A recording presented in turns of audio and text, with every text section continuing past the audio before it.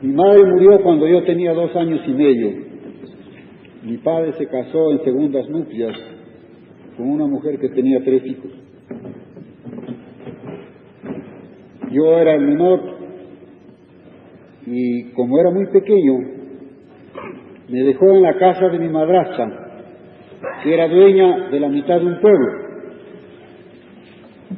Tenía mucha servidumbre indígena y el tradicional menosprecio e ignorancia de lo que era un indio.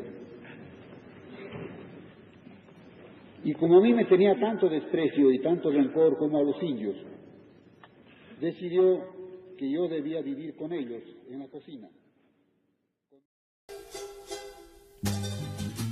José María Arguedas Altamirano nació el 18 de enero de 1911 en Andahuaylas, capital de la provincia homónima del departamento de Apurímac, en una región del Perú donde casi todos los habitantes son monolingües quechuas. Su vida transcurre sin incidentes hasta los 7 años, en que, después de haber muerto su madre, el padre contrae nuevas nupcias con una rica hacendada de San Juan de Lucanas. La figura de su madrastra marca un hito en su vida y está impresa en la mente de Arguedas como algo que, partiendo de lo negativo, produjo resultados muy positivos para su formación humana. Ella lo despreciaba tanto como a los indios, criados de su hacienda, y lo mandó a convivir entre ellos. Los efectos no fueron los que la madrastra deseaba, ya que Arguedas se sintió feliz al encontrar entre la indiada el amor que necesitaba. Los indios se convirtieron en sus auténticos amigos. Lo cuidaron con ternura y le infundieron su amor hacia las cosas que ellos amaban: la naturaleza, los pájaros, los ríos, las montañas, pero también su desprecio hacia quienes les hacían sufrir. Además de su madrastra, también selló su infancia un hermanastro. Este, que lo tomó como criado, preparaba al pequeño un trato absolutamente despótico. Hasta que un día, considerando su situación insoportable, el niño decidió escaparse y se refugió en la hacienda Biseca, donde vivía un tío suyo. Después de 2 años en esta hacienda comienza otra etapa importante en su vida. Recorre con su padre gran parte del sur del Perú: Ayacucho, Cangallo, Ica, Mollendo, Arequipa, Cusco, Abancay, al tiempo que va enriqueciéndose con el conocimiento de la música, la danza y en general de todo el folclore indio de estas regiones. En 1926, iniciada la adolescencia, Arguedas abandona los escenarios que habían señalado su infancia, así como los continuos viajes que realizaba junto a su padre, y es internado en un colegio de Ica. A los 18 años llega a Lima. Aquí, a pesar de las dificultades para adaptarse a la vida capitalina, no tarda en relacionarse con un grupo de jóvenes que se habían aglutinado en torno a la revista Mauta, creada por José Carlos Mariátegui, el fundador del Partido Comunista Peruano. En 1931, Arguedas se matricula en la Universidad de San Marcos para estudiar letras. Al año siguiente murió su padre, con lo que perdió el apoyo económico y espiritual que le brindaba. Obligado a ganarse la vida, entró como auxiliar en la administración de correos y empezó a compaginar su trabajo con los estudios y la creación literaria. En 1935 publica su primer libro de cuentos, Agua. En esta época de estudiante vive en plena actividad universitaria y literaria.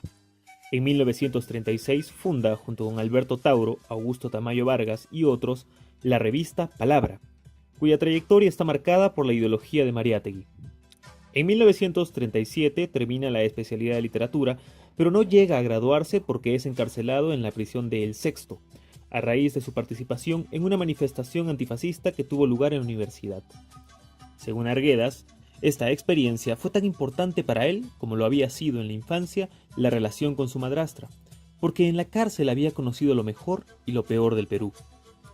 Cuando queda libre en 1939, obtiene la licenciatura y comienza su carrera docente. Al mismo tiempo contrae matrimonio con Celia Bustamante. Poco después es invitado por el gobierno mexicano al Congreso Indigenista de Pátzcuaro y permanece cerca de 2 años en México. En 1941 comienza su labor en el Ministerio de Educación, colaborando en la reforma de los planes de educación secundaria. Este mismo año publica su primera novela, Yaguar Fiesta. En 1944 sufre una crisis de índole psíquica que será el primer foco de su posterior suicidio. En 1948 la crisis volverá a repetirse, ahora por motivos económicos. Acusado de comunista, se le reduce el horario de clases y, por lo tanto, el sueldo. Sin embargo, Este mismo año es nombrado jefe de la sección del Folclore y Bellas Artes del Ministerio de Educación. En 1950 termina sus estudios de antropología y se incorpora como profesor de etnología a la Universidad de San Marcos. Durante estos años y los sucesivos, lleva a cabo simultáneamente las actividades docentes en esta materia y en la de literatura, a la vez que los cargos oficiales del Ministerio de Educación le llevan continuamente a diferentes lugares de dentro y fuera del Perú a efectuar investigaciones. En 1953 le nombran director del Instituto de Estudios Etnológicos del Museo de Cultura y en 1954 publica su tercera obra, la novela corta Diamantes y Pedernales. En ella describe la historia de don Aparicio, un gavenal obsesionado por el sexo. A su lado vive un indio, el Upa Mariano, que le guarda fidelidad absoluta. Por una serie de complicaciones, este personaje se ve envuelto en un problema con una de las mujeres de aquel que, al descubrirlo, lo mata. La muerte del indio produce un aliento purificador en don Aparicio, quien, superado sus obsesiones, parte sin rumbo fijo con el Quilincho, un cernícalo criado por el Upa y convertido en su símbolo. La marcada diferencia de dos mundos viene expresa en el título. Sin duda, para Arguedas el diamante encierra lo valioso del espíritu indígena, rodeado y aprisionado por el pedernal del que ha de desprenderse para poder vivir libremente. Al escribir este relato, Arguedas mantenía vivo el recuerdo de su infancia despreciada y maltratada por su hermanastro, al que refleja en el gamonal, y, al tiempo, reforzaba el cariño recibido por los indios, quienes, sin embargo, también le enseñaron a odiar a aquellos que los oprimieron, reduciéndolos a la categoría de esclavos. El año 1958 es bastante significativo para Arguedas, no solo porque publica Los ríos profundos después de 4 años de silencio literario, sino por varios acontecimientos más. Es el año en que el escritor realiza su primer viaje a Europa becado por la UNESCO, para efectuar estudios en España y Francia durante 7 meses. 6 de ellos los pasó en España, haciendo investigaciones para su tesis doctoral, Las comunidades de España y del Perú. En ella, trata de demostrar la supervivencia de la organización comunal de algunos pueblos zamoranos de España en las comunidades indígenas que componen la ciudad de Puquio. A su regreso es nombrado jefe interino del Departamento de Etnología de la Universidad de San Marcos, donde tiene a su cargo sucesivas cátedras de quechua, antropología cultural, estudios de literatura a través de la literatura oral, etc. Arguedas recibió en el transcurso del año 1960 el premio Ricardo Palma por Los ríos profundos, y en 1961 publicó El Sexto. 24 años después de su encarcelamiento, relató en esta obra las experiencias que tuvo y el mundo que observó a su alrededor. Por tanto, es también una novela autobiográfica y narrada en primera persona. Es un canto a la heterodoxia, a la humanidad y a la creatividad, que significa una variación respecto al resto de su producción literaria. Por esta novela recibió Arguedas en 1962 y por segunda vez el premio Ricardo Palma. Ese mismo año asiste en Berlín Oeste al primer coloquio de escritores iberoamericanos y alemanes organizado por la revista Humboldt, e inmediatamente ingresa en la Universidad Agraria de La Molina. En 1963 es nombrado catedrático de la Facultad de Letras de la Universidad de San Marcos y director de la Casa de la Cultura del Perú, donde desempeña una extraordinaria labor, tanto humana como profesional, pero renuncia al año siguiente, al solidarizarse con la dimisión del presidente de la Comisión Nacional de Cultura. Al mismo tiempo recibe 2 recompensas oficiales por su tarea docente, una del ministro de Educación, Miro Quesada, y otra firmada por el presidente Belaúnde, que le agradece su dedicación en favor a la cultura nacional. El año 1964 es el de la publicación de su obra más ambiciosa, Todas las Sangres, en la que quiere presentar la gran diversidad de elementos humanos que componen el Perú. Intenta crear un cuadro de la totalidad social del país basándose en sus propias experiencias recogidas de todas las escalas y jerarquías del Perú que él conoció directamente. Es la novela más extensa entre toda la producción arguediana. En ella la trama se complica, los elementos se aglomeran, dotándola de una gran consistencia narrativa. En la novela aparecen todos los problemas del Perú en plena ebullición en la época en que fue escrita, porque Arguedas se propuso abarcar la totalidad de las cuestiones sociales que afectaban al hombre peruano de su momento. El propio autor la considera como la culminación de su obra, de modo que las novelas anteriores constituirán los eslabones necesarios para elaborar esta última. Todas las Sangres han madurado durante largos años Para poder escribirla fue necesario haber intentado interpretar en agua la vida de una aldea, en Yaguarfiesta la de una capital de provincia y en los ríos profundos la vida de un territorio humano y geográfico más vasto y complejo. Sin estas obras no hubiese podido crear todas las sangres. En 1965 el narrador es nombrado director del Museo Nacional de Historia. Realiza viajes por Estados Unidos visitando distintas universidades. Es conocido en casi toda América y gran parte de Europa.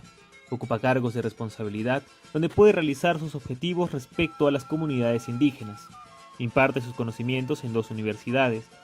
Después de divorciarse de su primera esposa, contrae nuevo matrimonio con Sibila Arredondo. Se diría que, al igual que en su producción literaria, en su vida ha alcanzado su punto culminante. Sin embargo, en 1966 tiene una depresión psicológica que lo lleva a las puertas de la muerte. Es su primer intento de suicidio. A partir de este año su vida empieza a declinar.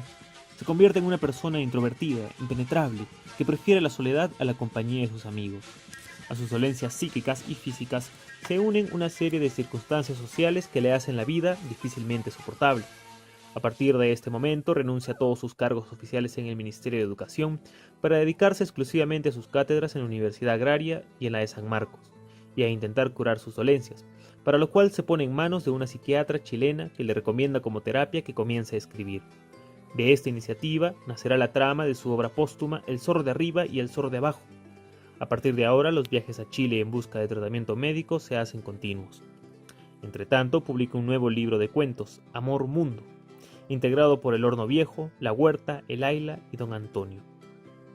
En 1968 comienza a escribir en Chile el primer diario, que insertará en su novela póstuma. A través de él conocemos su estado de ánimo. Le obsesiona el tema de la muerte y busca un método seguro y fácil para suicidarse. Ese mismo año termina su magisterio en la Universidad de San Marcos y a la vez es elegido jefe del Departamento de Sociología de la Universidad Agraria, con cuya entidad mantenía una extraordinaria vinculación a través de profesores y alumnos. También en 1968 recibe el premio Inca Garcilaso de la Vega, instituido para galardonar al escritor peruano de cualquier género literario cuya obra constituya una contribución al arte y a las letras del Perú. En 1969 continúan con mayor asiduidad los viajes a Chile en busca de la doctora por cuya prescripción sigue escribiendo su última novela. En el segundo diario, parece que su obsesión por el suicidio se ha frenado y centra su atención en los problemas que le plantea la composición de la nueva novela. En el tercer diario, escrito en términos parecidos al segundo, expresa su preocupación por la obra que elabora y por la literatura latinoamericana en general. Sin embargo, en el último diario, anuncia el proyecto y los procedimientos posibles para poner fin a su vida.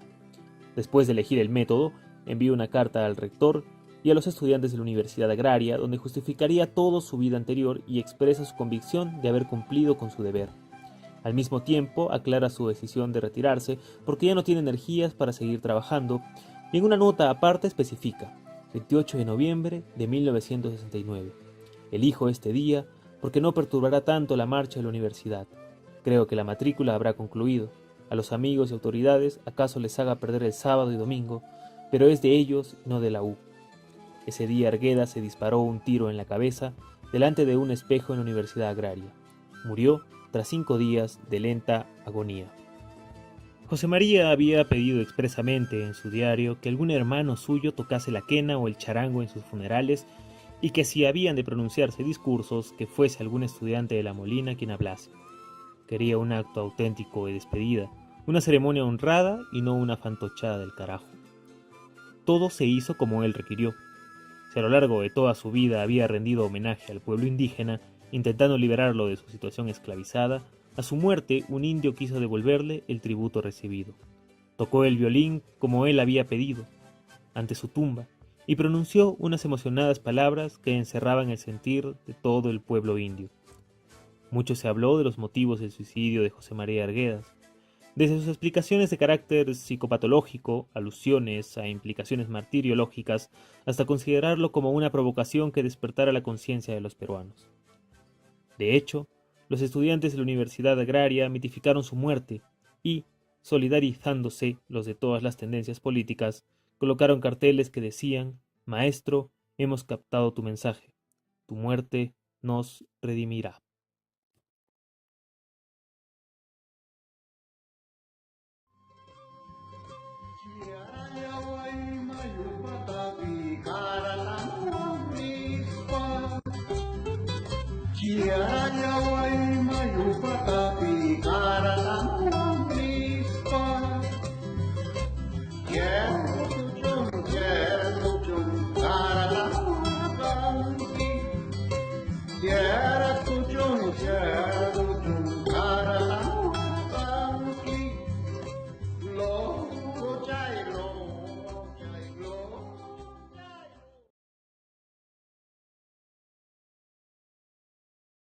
Datos ociosos. Uno de los 3 premios honoríficos que otorga la Casa de las Américas, Cuba, lleva el nombre de José María Arguedas. Este galardón premia a los que son considerados los nuevos clásicos de la literatura en el género narrativo. Entre sus ganadores se encuentran autores como Ricardo Piglia, Eduardo Galeano, Rubén Fonseca y Juan Villoro.